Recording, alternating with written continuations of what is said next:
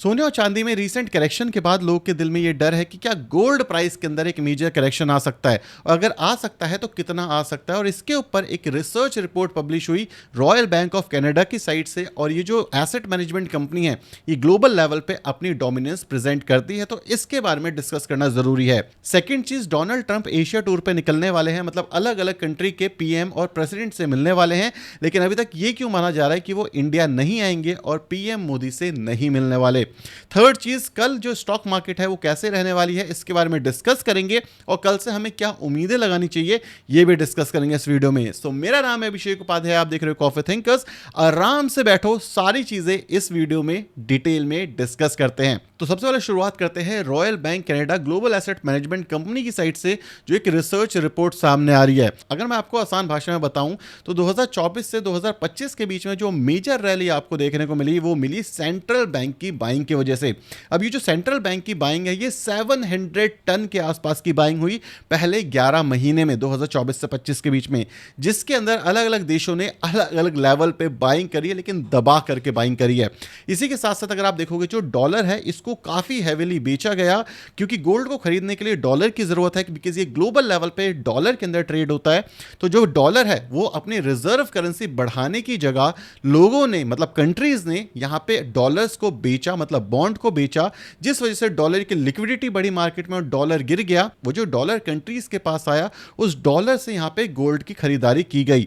अगर हम बात करें कौन सी कंट्री ने कितनी खरीदारी करी, तो यहां पे जो मेजर कंट्री रही पोलैंड जिसने 89 टन से ज्यादा की खरीदारी करी, तुर्की ने 74 टन से ज्यादा की, इंडिया ने 72 टन से ज्यादा की, चाइना ने 33 टन से ज्यादा की, और अजरबैजान ने 25 टन से ज्यादा की बाइंग करी है गोल्ड के अंदर। ये जो गोल्ड प्राइस है इसलिए स्पाइक करे क्योंकि जो डिमांड है वो actually day by day high हो रही थी, और इसी के साथ साथ जो सप्लाई है वो लिमिटेड है। जैसे आपको पता है कि गोल्ड को आप अनलिमिटेड माइन नहीं कर सकते, लेकिन इसी के साथ एक और बढ़िया चीज आई जो मैं आगे बताऊंगा। लेकिन इससे आपको एक चीज समझ आनी चाहिए कि जो डॉलर का डोमिनेंस है वो स्लोली स्टेडली खत्म हो रहा है। लेकिन दूसरी चीज जिसके बारे में कोई डिस्कस नहीं कर रहा कि जो गोल्ड है वो दो धारी तलवार की तरह काम करती है। अगर जो गोल्ड है वो बढ़ता चला गया तो आपकी रिजर्व करेंसी तो बढ़ जाएगी, लेकिन जो गोल्ड है अगर वो गिरना शुरू कर गया तो काफी सारी इकोनॉमी होंगी जो काफी ज्यादा सफर करने वाली है।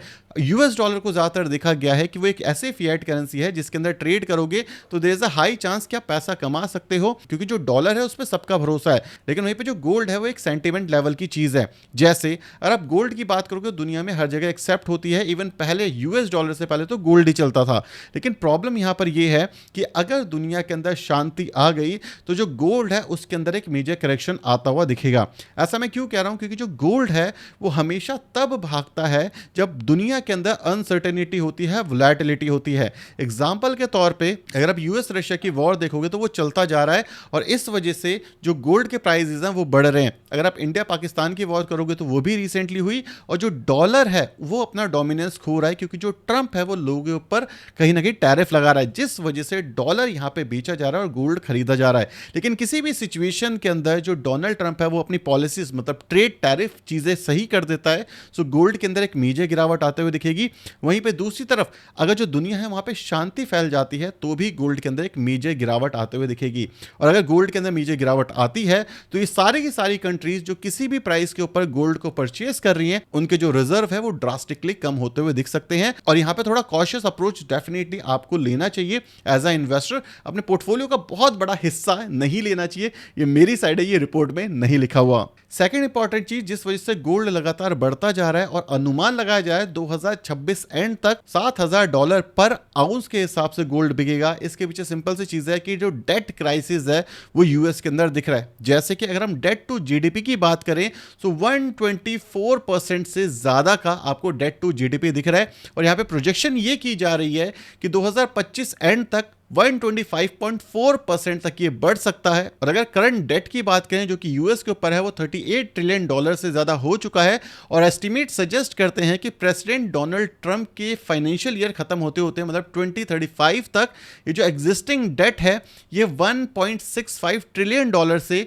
15.5 ट्रिलियन डॉलर के बीच में ऐड कर सकता है। मतलब जो डेट है वो यूएस के ऊपर बढ़ने वाला है, जिस वजह से जो डॉलर है किसी भी लेवल पे जाके ये बोले कि हम बैंकरप्ट हो गए, हम ये जो डेट है ये रीपे नहीं कर सकते, तो दुनिया के अंदर इन्फ्लेशन बढ़ जाएगा, दुनिया के अंदर हड़कंप आ जाएगा।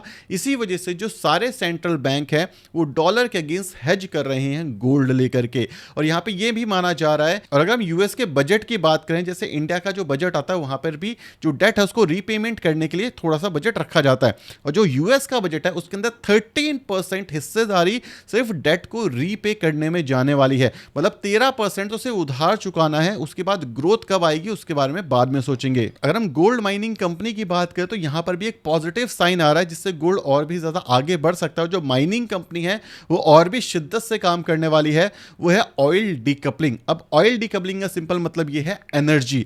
अगर आप कोई भी काम करते हो तो उसके अंदर पेट्रोल लगता है, राइट। अगर पेट्रोल के प्राइसेस हाई हैं तो कोई भी काम आप करोगे उसके अंदर आपके प्रॉफिट मार्जिन कम हो जाएंगे। क्यों? क्योंकि आपका इनपुट कॉस्ट बहुत ज्यादा हाई हो गया है। तो इस समय पे क्या हो रहा है कि जो ऑयल के प्राइसेस है वो स्टेबल है और लोअर लेवल पे है, जो कि पिछली रैली में, जो कि आज से पहले हुई है, जहां पे गोल्ड ने अप्रोक्सीमेटली 200% से ज्यादा के रिटर्न दिए, उस समय पे ऑयल के प्राइसेस ज्यादा थे। लेकिन इस समय पे ऑयल के प्राइसेस स्टेबल हैं और इवन कम है पहले के प्राइसेस से, जिस वजह से ये जो रैली आई है ये सस्टेन कर पा रही है। और जो गोल्ड माइनिंग कंपनीज हैं वो और भी शिद्दत से अपना काम कर रही हैं, उनके लिए एक प्रॉफिटेबल बिजनेस बन चुका है। जहां पे पहले 2 से 3% के आसपास मैक्सिमम बेनिफिट वो गोल्ड से उठा पाते थे, आज के डेट के अंदर वो 3 से 4% के आसपास हो चुका है।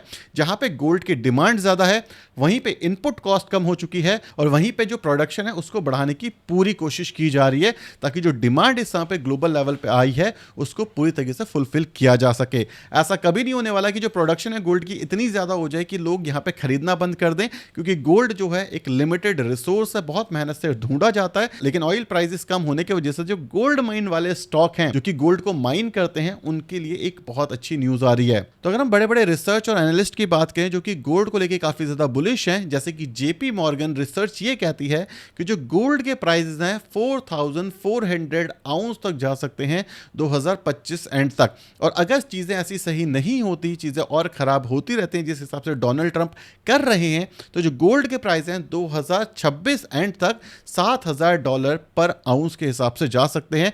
मतलब यहां से भी आपको अप्रॉक्सीमेटली 50% की रैली दिख सकती है अगले एक साल में, यह कहना है जेपी मॉर्गन रिसर्च का। अगर हम बात करें दूसरे मेन रिसर्च रिपोर्ट एनालिस्ट की, जिनका नाम है वेनेक, इन्होंने रिसर्च में यह बताया है कि जो गोल्ड प्राइस हैं 2025 एंड तक थोड़े से गिरते हुए दिख सकते हैं, और इससे मैं काफी हद तक अग्री करता हूं। और इसके पीछे सिंपल सा रीजन है, जो डोनाल्ड ट्रंप है वो इस समय पे एशिया कंट्री के टूर पे निकले हुए हैं। अब जब वो एशिया कंट्री के टूर पे निकले हुए हैं और सारी एशियाई कंट्रीज इस समय पे खरीदने में लगी हुई हैं गोल्ड को, मतलब डोमिनेंस खत्म करने की कोशिश कर रही है यूएस डॉलर का, तो इस समय पे जो डोनाल्ड ट्रंप है वो गोल्ड के ऊपर थोड़ा सा प्रेशर बना करके रखने वाले हैं। मतलब अपने डॉलर को थोड़ा स्ट्रांग करेंगे तो गोल्ड ऑटोमेटिकली नीचे आ जाएगा, और ये चीज आपको होता हुआ दिख सकता है अगले 1 से 2 महीने तक, जहां पे जो गोल्ड है वो थोड़ा सा फिसलता हुआ दिखे। इसके पीछे सिंपल सी रीजन है, जब यहां पे ट्रेड डील होने वाली है तो जो ट्रंप है वो चाहेंगे कि लोग इस समय पे डॉलर की जो वैल्यू है वो करना शुरू करें और जो डोमिनेंस है वो बरकरार रहे। इसी वजह से डोनाल्ड ट्रंप और जी की जो मीटिंग होने वाली है 2025 के अंदर, इसको लेकर के काफी सारे लोगों की नजरें यहां पे टिकी हुई हैं, क्योंकि ये दोनों दुनिया की वर्ल्ड 2 कंट्रीज हैं जो कि डोमिनेट कर रही है, एक डॉलर के बेसिस के ऊपर, एक अपने प्रोडक्शन के बेसिस के ऊपर।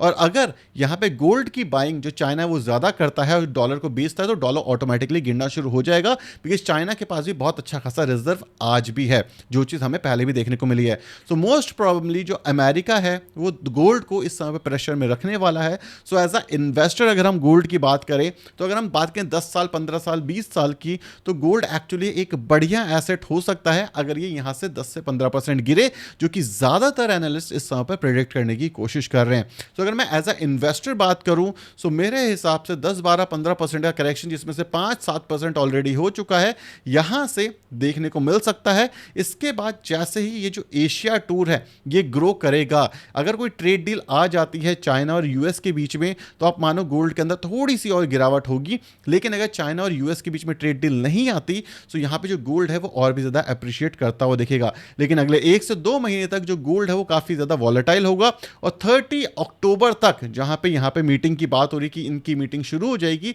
तब तक गोल्ड मुझे नहीं लगता बहुत ज़्यादा ऊपर या नीचे करेगा, थोड़ा सा स्टेबल होता हुआ दिखेगा, जो कि अमेरिका का प्लान है, जो कि इस समय पे ज़्यादातर रिसर्च रिपोर्ट हमें ये बता रही है इनडायरेक्टली। अब जो डोनाल्ड ट्रंप है उसकी टूर की बात हो ही चुकी है, जहाँ पे वो एशिया कंट्रीज के साथ डील करने वाले हैं, मेनली ट्रेड डील के ऊपर काफ़ी ज़्यादा चर्चा होने वाली है यहाँ पे। वहीं पे एक चीज़ निकल के आती है, जो पीएम मोदी है उन्होंने वर्चुअली आसियान समिट को अटेंड किया था, और ये कॉशियसली डिप्लोमेसी के अराउंड खेल रहे हैं ट्रंप के साथ, और ये चीज़ काफ़ी बढ़िया भी है। अभी आपको काफ़ी सारे लोग ये बोलते हुए दिखेंगे जो मोदी जी हैं वो डर चुके हैं ट्रंप से, और इसी वजह से कहीं ना कहीं वो अवॉइड कर रहे हैं, लेकिन एग्जैक्टली ऐसा नहीं है। आप ये समझो यहाँ पे हो रही है डिप्लोमेसी, मतलब जो मोदी जी हैं वो अवॉइड कर रहे हैं ट्रंप को इस वजह से, क्योंकि जो ट्रंप है उसका कुछ भी लेना देना नहीं है इंडिया से, वो कभी भी आकर के कोई भी चीज़ बोल देता है। जैसे रिसेंटली ट्रंप ने ये बोला कि अगर मैंने कुछ चीज़ें बोल दी तो मोदी जी का जो करियर है, पॉलिटिकल करियर है स्पेशली, वो खराब हो सकता है। तो इसी वजह से जो पीएम मोदी हैं, अगर आप नोट करोगे तो रिसेंटली सिर्फ पॉजिटिव चीज़ों के ऊपर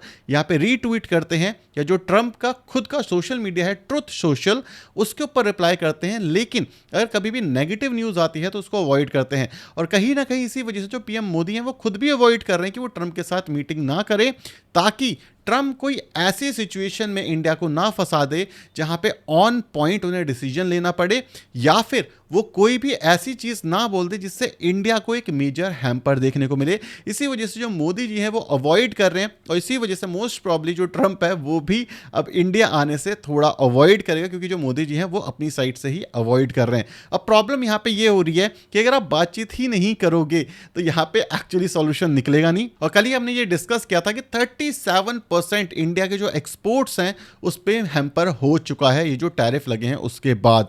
लेकिन यहाँ पे एक और चीज़ है कि अगर ये बैक चैनल डिप्लोमेसी के वजह से यहाँ पे कोई ट्रेड डील मिल जाती है हमें, आज भी हम बात कर रहे हैं अप्रैल वाले की, कोई ट्रेड डील मिल जाए तो एक बेनिफिट हो सकता है, जिसके चांसेस कभी हाँ और कभी ना के बीच में ही झूल रहे हैं। लेकिन कहीं ना कहीं इंडिया और यूएस के रिलेशन इतने खराब हो चुके हैं कि ट्रंप और मोदी जी इस समय पे नहीं मिलने वाले, और there is a high chance, जो कि न्यूज़ हमें बता रही है कि ट्रंप और मोदी जी की जो मीटिंग है, जो कि होनी चाहिए थी अक्टूबर से लेकर के दिसंबर के बीच में, वो अब पोस्टपोन हो गई है, और जो ट्रंप है वो इंडिया नहीं आने वाले। अगर हम बात करें यहाँ पे ग्लोबल डिप्लोमेसी की, तो इंडिया कहीं ना कहीं इसमें पीछे छूट रहा है। मतलब अगर हम देखें तो हम इस समय पर रिलेशन बढ़ा रहे हैं अफगानिस्तान के साथ। कुछ लोग ये कह सकते हैं कि जो अफगानिस्तान है वो पाकिस्तान के साथ डील करने में हेल्प कर सकता है, विच इज राइट। लेकिन क्या हम एज एन इंडियन इस समय पर अपना स्टांस चेंज कर रहे हैं कि क्या हम इस समय पे जो उग्रवादी हुआ करते थे उनसे हाथ मिलाने की बात करें? ये बहुत ही कंट्रोवर्शियल टॉपिक है, तो इसके ऊपर आपका क्या स्टांस है ये मैं समझना चाहूंगा, ताकि आप मुझे बताओ कि ये जो हमारी पॉलिटिकल डिप्लोमेसी चल रही है, जहां पे हमारे जो रिलेशंस हैं वो ज़्यादातर कंट्रीज के साथ खराब हो रहे हैं, और सिर्फ उन कंट्रीज के साथ सही हो रहे हैं जो एक्चुअली इतनी पावरफुल नहीं है। आपको क्या लगता है इस समय पे जो इंडिया की डिप्लोमेसी टीम है, क्या वो सही काम कर रही है या नहीं कर रही है? मुझे कमेंट सेक्शन में जरूर बताना। अब थर्ड बात करते हैं इंडियन स्टॉक मार्केट की, कि मंडे को क्या होता हुआ दिख सकता है। अगर हम निफ्टी की बात करें, निफ्टी अपने ऑल टाइम हाई के आसपास है। बाजार के अंदर कल थोड़ी बहुत प्रॉफिट बुकिंग होते हुए दिख सकती है, जिस वजह से बाजार में थोड़ा सा करेक्शन होता हुआ दिख सकता है। लेकिन आपको यह मानना पड़ेगा कि 2026 के स्टार्टिंग या 2025 के एंड में हो सकता है जो इंडियन मार्केट है वो ऊपर जाए। ऐसा मैं सिर्फ इस वजह से कह रहा हूं क्योंकि जो रिसेंट गवर्नमेंट है हमारी, उसने कुछ अच्छे काम करे हैं। जैसे कि अगर आप देखोगे हमारे जीडीपी के नंबर बढ़ रहे हैं। दूसरी चीज अगर आप देखोगे जो हमारी करेंसी है वो थोड़ी सी वीक हो रही है। तीसरी चीज हमारे जो एक्सपोर्ट हैं वो थोड़े से कम हो रहे हैं, लेकिन हम डाइवर्सिफाई कर रहे हैं। चौथी चीज अगर आप देखोगे जो हमारे टैक्सेस हैं वो कम हुए हैं। पांचवी चीज जीएसटी के अंदर रिबेट मिली है, जिस वजह से कहीं ना कहीं जो लोकल डिमांड है वो हो सकता है बढ़ती हुई दिखे। लेकिन एक इंपॉर्टेंट चीज जिसके ऊपर आप सबकी नजर होनी चाहिए as a stock market investor, कल क्या होगा इससे हमें इतना मेजर फर्क नहीं पड़ता, क्योंकि हर दिन मंडे आ सकता है। मंडे को लेकर एक्साइटेड होना चाहिए क्योंकि एक थ्रिल की तरह काम करेगा। लेकिन डेफिनेटली डेफिनेटली आपको एक लॉन्ग टर्म पर्सपेक्टिव ढूंढना चाहिए। सेकंड इंपॉर्टेंट चीज, अच्छी क्वालिटी कंपनीज के अंदर ही इस समय पे इन्वेस्ट करने लायक है, ताकि बाजार अगर यहां से 30-40% गिर जाए, जिसके चांसेस थोड़े से कम दिख रहे हैं, 10-12-15% का करेक्शन कभी भी हो सकता है, 30 से 40% की करेक्शन की उम्मीद मुझे पर्सनली नहीं दिख रही, तो उस केस के अंदर हम ऐसी कंपनीज में हो जो रिकवर अच्छी कर गए। अगर 10% गिर भी गए यहां से तो रिकवर जल्दी से जल्दी कर जाए। तो इसीलिए अच्छी एसेट क्वालिटी वाली कंपनीज में आपका ध्यान होना चाहिए या आपका इन्वेस्टमेंट होना चाहिए। मैं इस समय पे अपने पोर्टफोलियो को इसी तरीके से डाइवर्सिफाई कर रहा हूं। और मेंबर कम्युनिटी के लिए मैं आज वीडियो बनाने वाला हूं जहां पे मैं डिस्कस करूंगा कि क्या चीजें हमें करनी चाहिए, कौन से स्टॉक्स इस समय पे अपॉर्चुनिटी के अंदर दिख रहे हैं। सो ये था इस वीडियो के अंदर। वीडियो पसंद आई वीडियो को लाइक और चैनल को सब्सक्राइब करना। Thank you so much for watching this video. Tata bye bye, signing of.